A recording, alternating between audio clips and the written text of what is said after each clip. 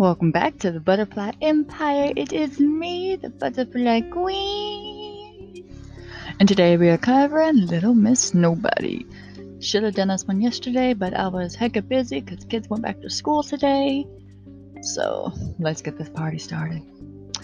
Little Miss Nobody is a name given to a young girl whose body was found in Congers, Yavapai County, Arizona on July 31st, 1960. Her body is estimated to have been discovered within 1 or 2 weeks of the date of her death. Due to advanced state of decomposition of the child's remains, a specific case of her death was never been established, although it has always been considered to be a homicide.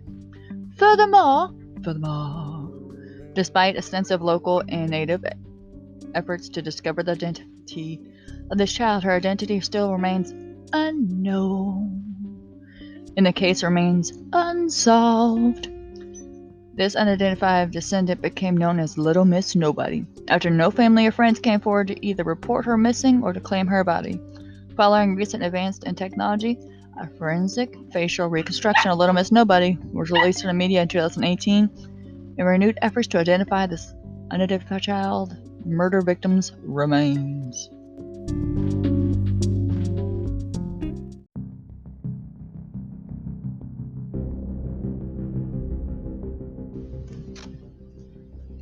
The partially buried body of a female child was found in Sandwash Creek bed on Old Alamo Road in Congress, Arizona on July 31st, 1960. Her body was discovered by a Las Vegas school teacher named Russell Allen, who had been searching for rocks to decorate his garden.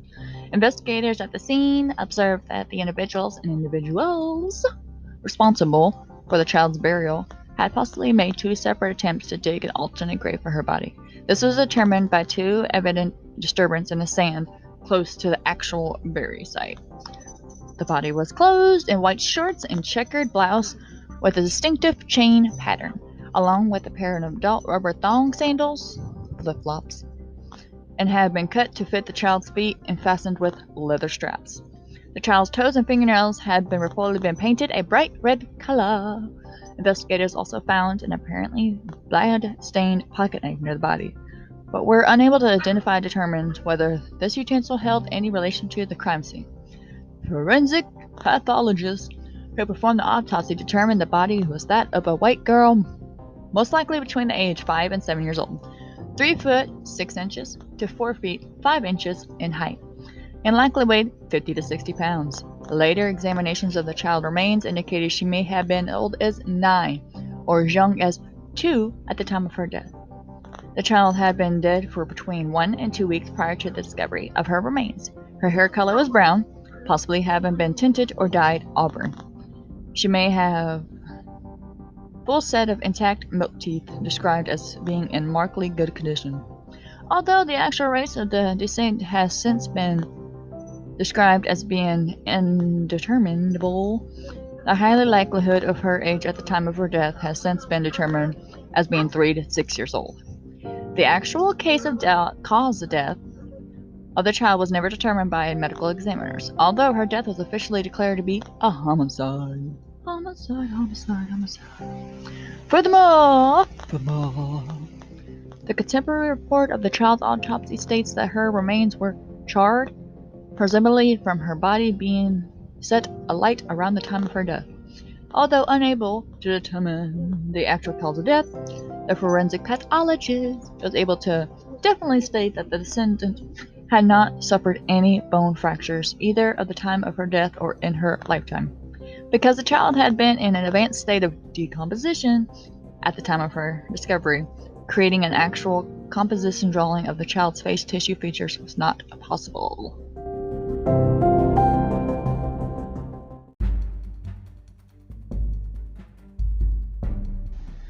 Initial investigations with active assistance from the local media, private citizens, and later assistance from officials as estimated as individuals within the FBI, the county sheriff's office worked tirelessly in their efforts to discover the descendant's identity. An all-points bulletin was initially broadcasted across all the sheriff's radio and teletype networks following the discovery of the child's body. following the discovery of the child's body. and Yavapai County Sheriff Jim Kramer, Deputy County Attorney George Ireland, and the other law enforcement personnel later traveled hundreds of miles in radius via both air and land in efforts to discover her identity. People previously convicted of various offenses involving young children will be subject to prolonged interrogations, and the sheriff's office also received dozens of letters, telephone calls, and telegrams in response to the public appeals for information in the efforts to discover the child's identity. Any possibility that the descendant has been known a young girl was investigated and discounted. By August 1960, investigators began to suspect the remains may have been those of a 4-year-old girl named Shara Lee Gallegos, who had been abducted in New Mexico 10 days before the discovery of the child's body. Despite the fact that the clothes the victim wore was inconsistent to Gallegos was last seen wearing, they could not eliminate Gallegos as being the descendant due to the fact, as the clothes could have been easily changed in an intervening week. Gallegos currently remains a missing person. However, police later released a statement that they believed the unidentified child was older than Gallegos. Initial speculation that the child may have been a member of a family of transients also from New Mexico. Police also subjected Lester Davison and 2 of his 4 children to over an hour of questioning.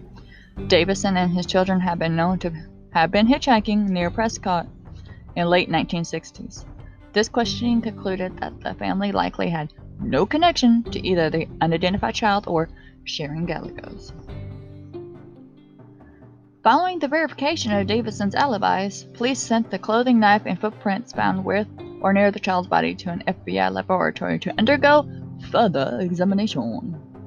In March 1961, a possible arose that the descendant may have been one Debbie Dudley, 4-year-old girl missing from Virginia. Vegas investigators have failed to find the bodies of Dudley and her remaining siblings after the body of her 7-year-old sister, Carol Ann, was found wrapped in a blanket on February 9, 1961. She, having died due to a combination of malnutrition, exposure, and neglect she had endured from her parents. Debbie's remains were later found in South Virginia. She was interred along her sister. The parents were later charged with both murders.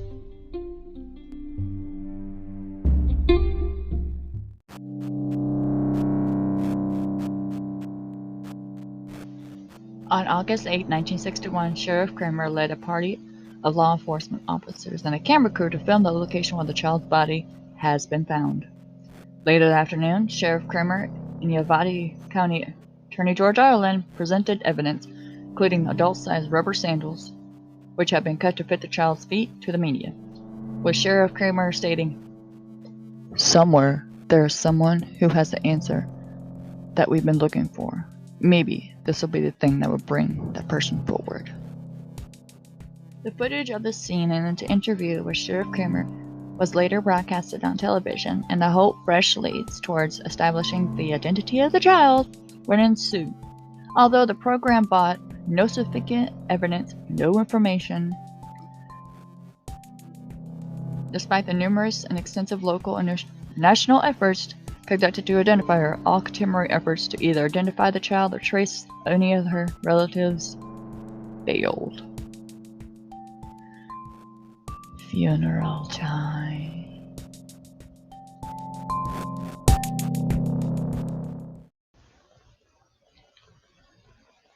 The funeral of this unidentified child was conducted on August 10, 1960. She was laid to rest in Mountain View Cemetery with a companion for funds to provide a defined burial, as opposed to anonymous interment inside a popular's grave, being spearheaded by local radio announcer David Paladin. In interviews, Paladin stated his primary motivation was that he found the thought of a little girl buried in Boot Hill and Sephira, insisting that the child received a decent Christian burial. Prior to her funeral, the child had become known as within and around Yavapai County as Little Miss Nobody. The funeral service for Little Miss Nobody was conducted at the Congregational Church in Prescott, Arizona, and was officiated by Dr. Charles Franklin Parker, with over 7 mourners in attendance. At this service, a placard was placed upon Little Miss Nobody's pale blue casket, with the inscription reading, "God's little child, date of birth unknown, date of death unknown." Her headstone is encrypted with section quote from St. Matthew's, which reads, "Blessed as the pure in heart." During the eulogy at the funeral of Little Miss Nobody, Dr. Parker recited a poem entitled, "For a Little Girl Unknown," before addressing those in attendance with a speech in which he stated, "Here is a little wanderer who had been in our midst. We don't know her name, we can only guess her age. It occurs to me we may not know, but God knows. There are no unknowns, no orphans in God's world. She doesn't need a name today, but she will have a name of an angel somewhere in eternity. We may never know the whys and wherefores, but somewhere, someone is going to be watching the paper to learn what happened to the little girl left on the desert. If there has been misdeed, probably a delinquent, because science will go on and on."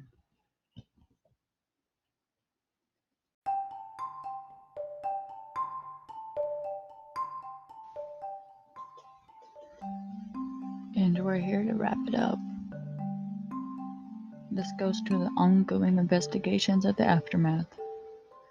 Due to recent advantage in technology in DNA profiling, a decision to exhume the body of Little Miss Nobody to obtain a DNA sample was made in 2018, with the National Center of Missing and Exploited Children offering to pay for the exhumation and required testing. Resulting samples of the girl's DNA were successfully obtained from her body and entered into both the National Missing and Unidentified Persons System and the National Center for Missing and Exploited Children database for comparison with nationwide unsolved murders and missing persons reports. Furthermore, the University of North Texas Center for Human Identification also created a detailed forensic facial reconstruction of the descendant, depicting how she may have appeared in life before her body was reburied at Mountain View Cemetery. Still a cold case, still a crime in Arizona. Missing Donor Network, National Center for Missing and Exploited Children, all that.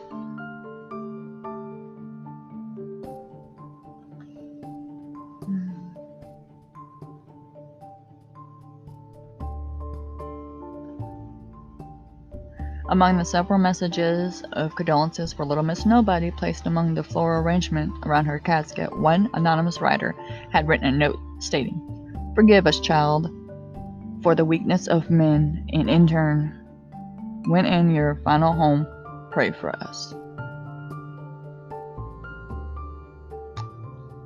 Thank you for listening to Little Miss Nobody Case. Remember to follow me on Facebook and Instagram. Look it up, the Butterfly Empire Podcast. Thank you. Have a wonderful day.